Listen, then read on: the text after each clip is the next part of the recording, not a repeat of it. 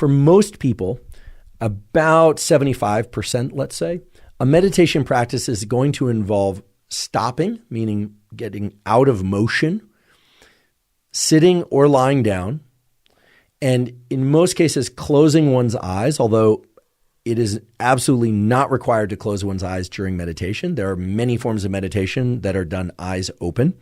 But for most people, it's going to involve stopping our movement, that is not ambulating, not walking or running, so seated or lying down with eyes closed.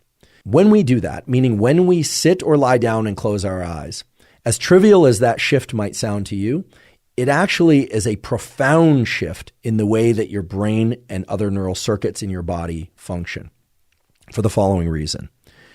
When we close our eyes, we shut down a major avenue of what's called exteroception.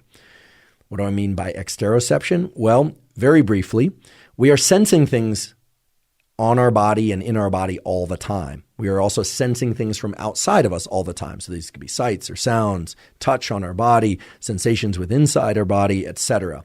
Now, sensation is distinct from what we call perception. Perception is, put simply, the sensations that we happen to be paying attention to. So at any given moment, you are sensing many, many things. There are sound waves hitting your ears. There are pressure receptors on the bottoms of your feet sensing your shoes or your sandals or the floor, etc. But you're not perceiving them until you place your attention on them.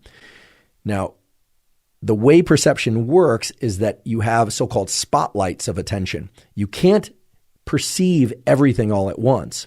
Every sound, every sight, every touch. That would be overwhelming. In fact, that would be terrible.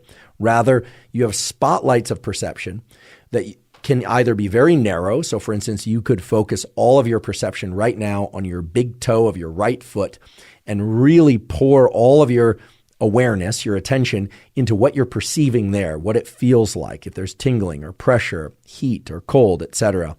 Or you can broaden that spotlight to include both feet or all your toes on both feet, and then your legs and your whole body or the entire room.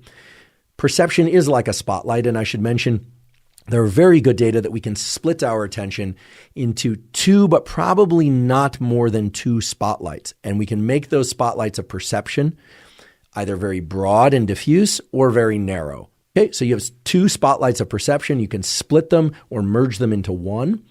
And this is very important. Those spotlights of perception can intensify or dim. What I mean by that is your perception of what's happening within those spotlights can be very, very high acuity. That is, you can register very fine changes in detail, or it can be somewhat more diffuse.